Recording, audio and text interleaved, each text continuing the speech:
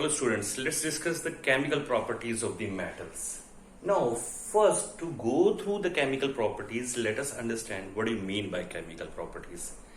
Chemical properties of the metal means how the metals are going to react with other elements and compounds to form different kind of substances. But what do you mean by a chemical reaction? Now go back to the atom. In the atom, in the center of the atom, there is a nucleus which contains proton and neutron. Outside in the orbits, electrons are present. Now, the electrons which are present in the outermost shell called as valence electrons. These valence electrons participate in the chemical reaction. Always remember, only the valence electron of the atoms of the elements participate, not the inner electrons are participating. Okay, so valence electron can be 1, 2, 3, 4, 5, 6 and 7. Why not 8? Actually, in a chemical reaction, every atom wants to contain 8 electrons in the outermost shell. This is called completion of octet. When the completion of 8 electron is there, the atom got stable. So those atoms of the elements which have 8 electrons in the outermost shell, they are stable, they are inert, they are not going to get reaction with other metals or compounds. Okay, so these are the valence electrons which are going to participate. 1, 2, 3, these are metals going to lose electron. We know that, lose electron. Okay, and 5, 6, 7, these are non-metals going to gain the electrons, gain electrons. But the atoms which have 4 valence electron going to share the electron. Should share the electrons. So by losing, by gaining, by sharing of electrons, the atoms of the elements react with each other. These are the 3 methods: losing, gaining and sharing of electron. You should be very much clear. Okay. Now let us go ahead and understand the properties of the metals. The first is reaction of metal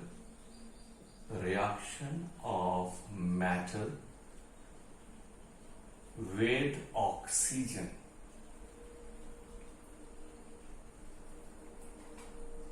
So metal plus oxygen going to make metal oxide. This is a very simple kind of a chemical reaction. Let's take some example also. Already in the first lesson you have gone through the reaction of magnesium ribbon with oxygen to form magnesium oxide. So metal react with oxygen to form metal oxide. Let's take another example. If sodium react with oxygen, it is going to produce sodium oxide. Same way potassium, if react with the oxygen, it is going to produce potassium oxide. You can take as many as example as you want. Okay, let's have another example. Now aluminium react with the oxygen to form aluminium oxide. Remember that. So these are actually the examples of reaction of metal with the oxygen to form metal oxide. But let's take an example to understand how they are reacting. So the subject should be very much clear. I'll remove these 3 equations and we will concentrate on magnesium. Now in this reaction, what has happened? In this reaction, magnesium is a metal which actually has lost 2 electrons. Metal loses 2 electrons. Why it has lost 2 electrons? Because the atomic number of the magnesium is 12.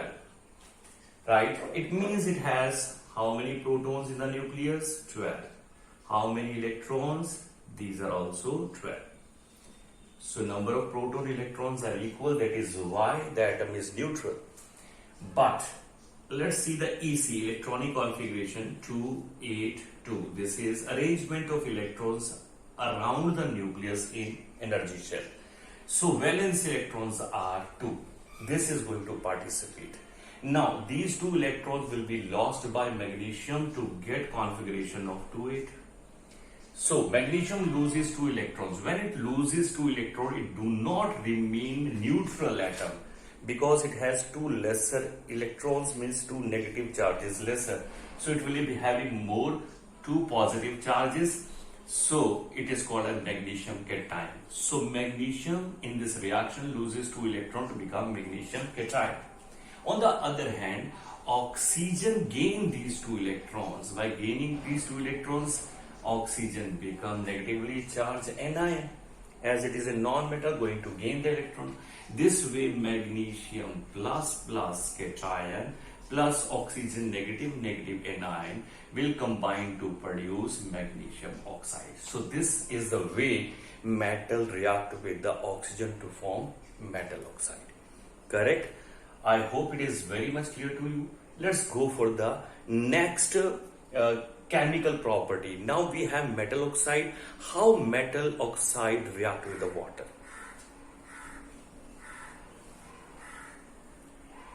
The second property is reaction of metal oxides with water. I'll tell you one thing. Usually metal oxides are not dissolved in water. Very few metal oxide like sodium, potassium, magnesium, these dissolve in water, fully dissolve in water to produce metal hydroxide. Aluminium like oxides do not actually fully react. They usually react but always remain in the suspended form. We will take the example of sodium oxide. Let's take sodium oxide when dissolved in water. So what it is going to produce? It is going to produce sodium hydroxide. So this means metal oxides when dissolved in water produces metal hydroxide. Right? So metal oxide react with water to produce metal hydroxide. Now, when the hydroxide is produced, that simply means metal oxides are basic in nature because they have produces metal hydroxide. OH negative ions means this compound is basic in nature. So remember that metal oxides are basic in nature. If question come, why it is basic in nature? Because metal oxides are basic in nature because it forms metal oxide with reaction with water.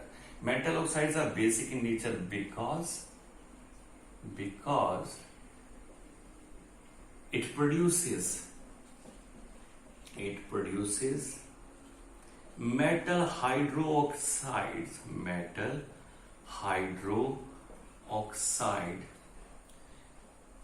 reacting with water.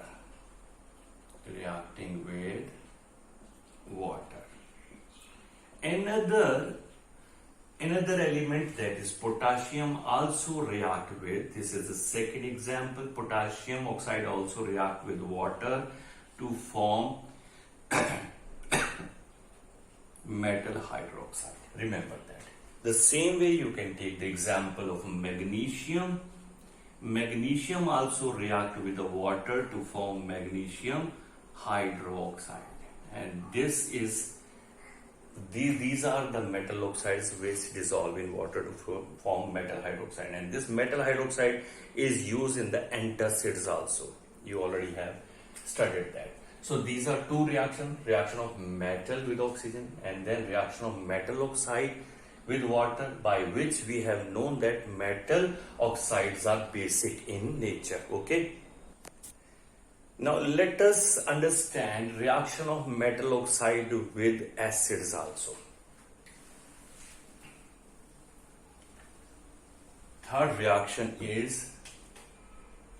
Third property, reaction of metal oxides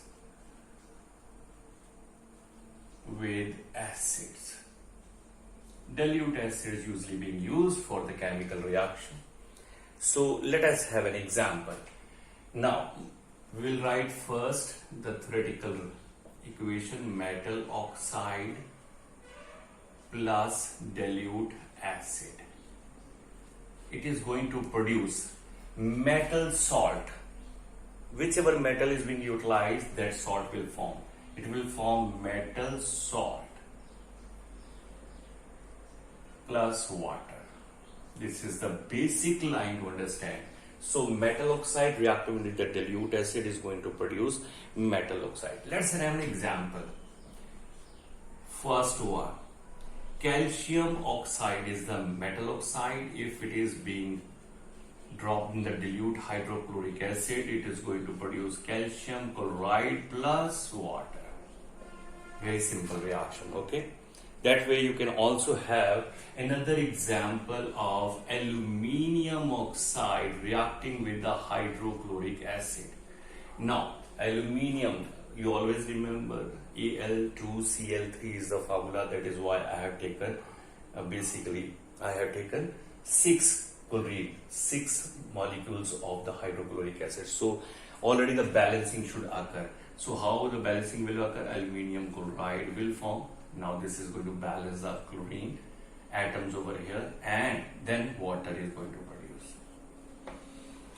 Correct?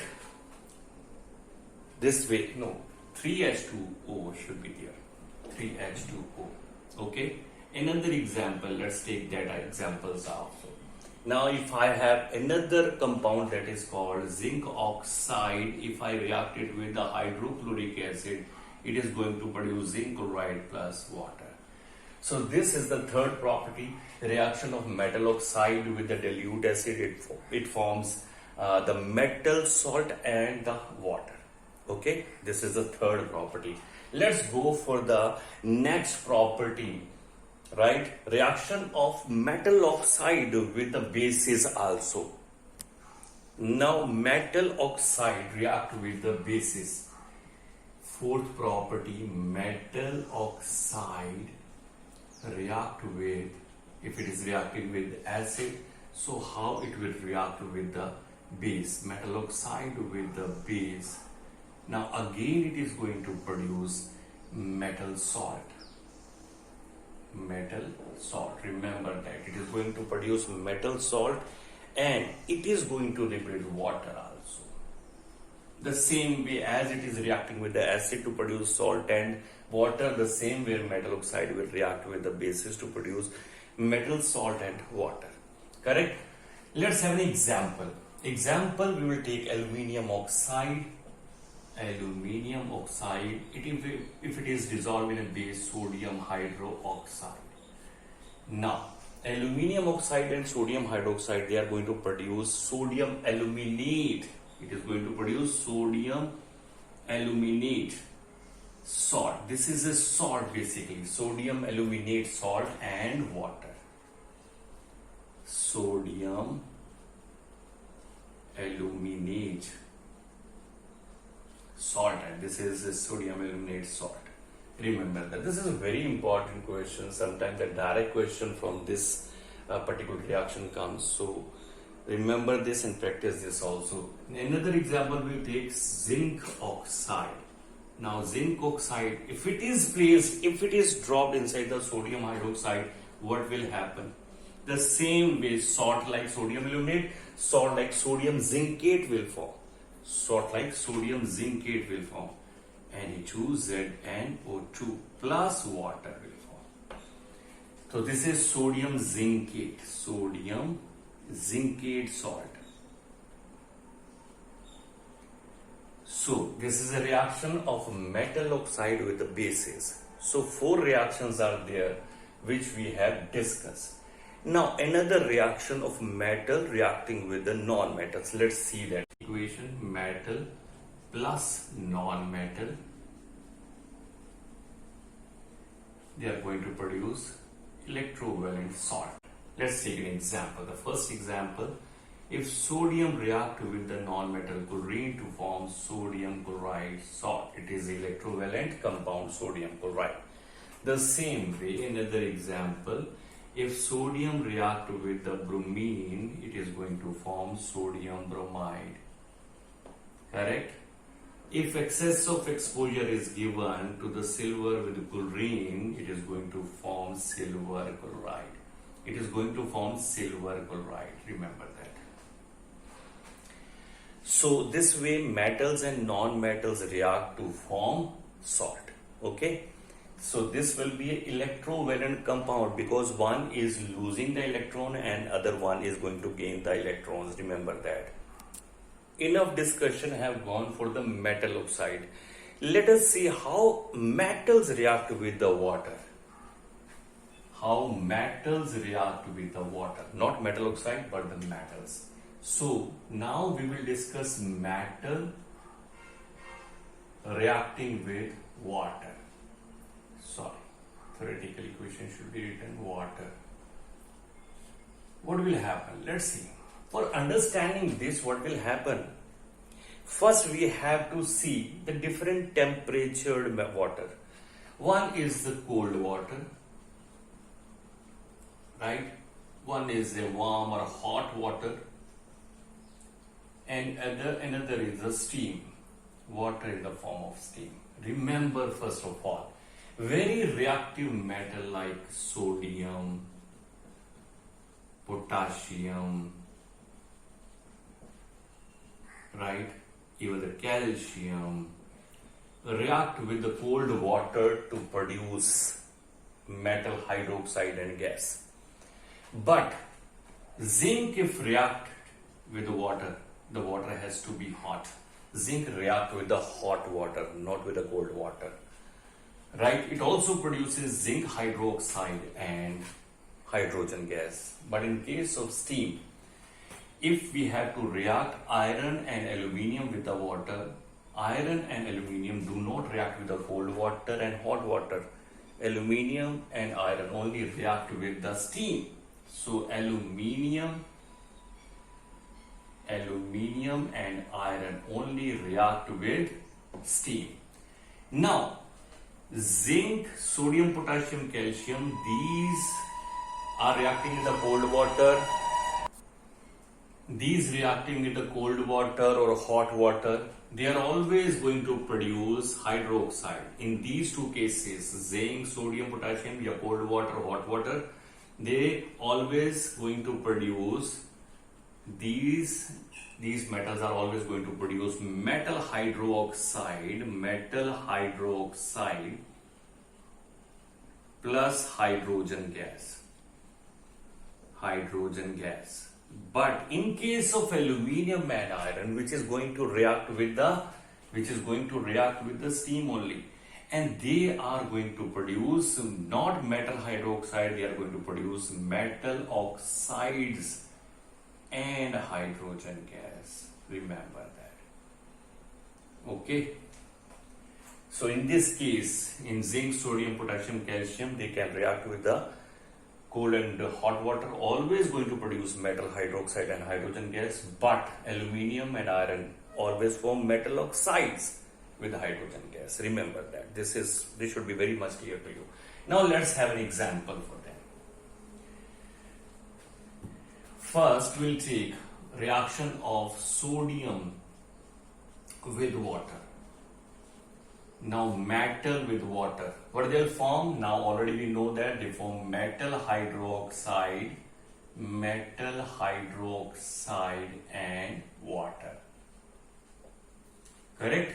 So it is going to form sodium hydroxide plus hydrogen gas will be liberated. Let's take an example of calcium also. If calcium react with water, it is going to produce calcium hydroxide and hydrogen gas. Now, in this particular reaction, a hidden question comes. When the calcium was dropped into the water, the calcium remained on the surface of the water. Why? That question usually is a hidden question. It is actually inherited in this particular equation.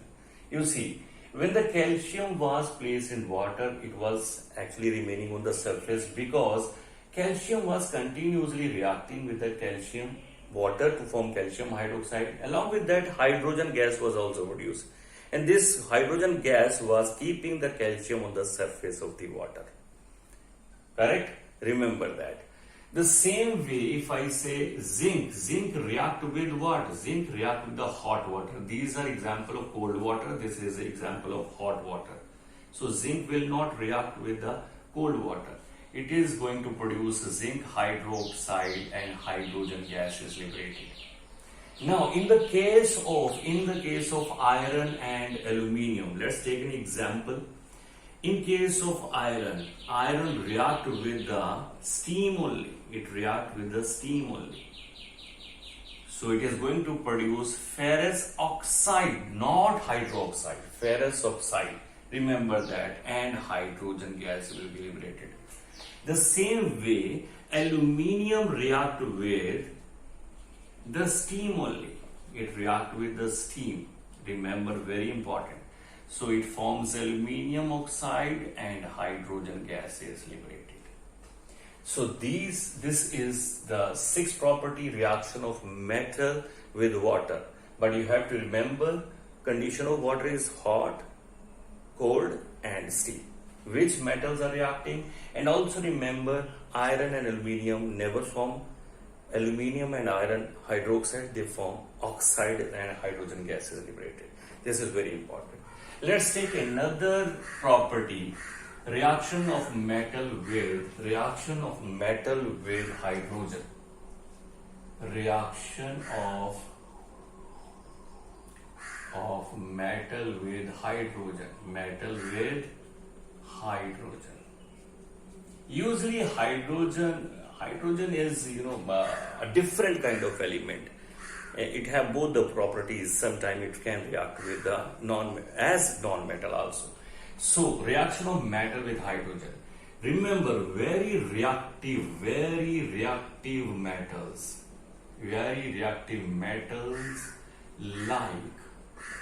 like sodium, potassium, calcium react with hydrogen and pushes the hydrogen to accept the electrons to form hydride. In this case, these metals are actually making hydrogen as a non-metal. They are pushing the hydrogen to accept the electrons. Let's take an example. Like sodium react with the hydrogen, it will form sodium hydride. This is sodium hydride. Now, in this case, sodium has lost electron and hydrogen has gained the electron. So, hydrogen is acting like a non-metal. Let's take an example of calcium also. The same way calcium react with the hydrogen to form calcium hydride. The same is the case with the potassium also. Potassium, sorry, in this case we have to balancing factor. This is calcium hydride. In the potassium case, again 2KH, potassium hydride is formed. So remember, these three metals, very reactive metals, pushes the hydrogen to accept the electrons, and in this case hydrogen is acting like a non-metal. So these are the properties of the non-metals. Please go through it so that you can do all the MCQs clearly. These are concepts which should be understood. I hope it will help you. It is helping you. Please subscribe.